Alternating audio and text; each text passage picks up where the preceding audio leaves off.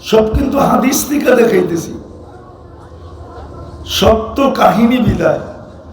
মুসা আলাইহিস সালাম আল্লাহকে জিজ্ঞাসা করছেন আমার জান্নাতের সঙ্গী কে? তো বলছে কসাই। বলছে ইয়া আল্লাহ, আমার সাথে কসাইয়ের সাথে মিল কোথায়?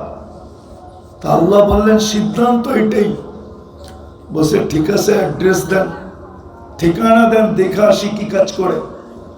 তো যা দেখে ঠিকই বস্তু বিক্রি করে। দোকান বন্ধ করার যখন সময় আসছে, সময় হইল, তো এক টুকরা গোস্তকে কিমা বানাইছে, কিমা। তো মুসা আলাইহিস সালাম বলতেছিল তোমার এখানে মেহমান থাকা যাবে? বলছে অবশ্যই যাবে, কিন্তু শর্ত আছে, আমি ডাইরেক্ট আমার বাড়িতে প্রথমে যাব না, আমার ঘরে যাব না।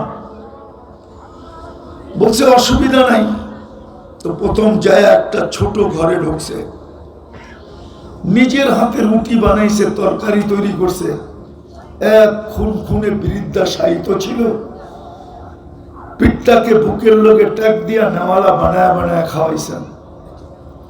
পুরো পরিপাটি যতটুকু করা দরকার অতটুকু করছেন, মা শোয়া দিছেন।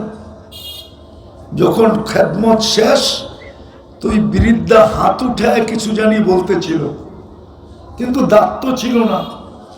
যার দাঁত নাই তার কথা বুঝাও যায় না, কাছের মানুষ ব্যতীত কেউ বোঝে না। তারপরে মুসা আলাইহিস সালামকে বলতেছিল চলো, পাশেই আমার ঘর। তো বলছে যাবো বটে, আগে বলো এই বৃদ্ধাকে। বলছে আমার মা।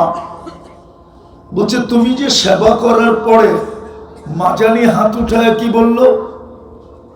তো বললো রাখো, পাগল মা। সকালে ওনার সেবা করি, আবার কাজের থেকে এসে সেবা করি। যখনই সেবা করি তখনই মা হাত উঠায় বলে আল্লাহ আমার সন্তানকে আপনি জান্নাতে মুসা আলাইহিস সালামের সঙ্গী বানায় দিয়েন। তো মুসা আলাইহিস সালাম হাসতেছিল আর বলতেছিল মা পাগল না, তুই পাগল। মার দোয়া কাজে লেগে গেছে। আমার জানার ইচ্ছা ছিল তুই এত বড় মর্যাদা পাইলি কি করে? বলেন আজকে সন্তান করে, হ্যাঁ, বরং আমরা তো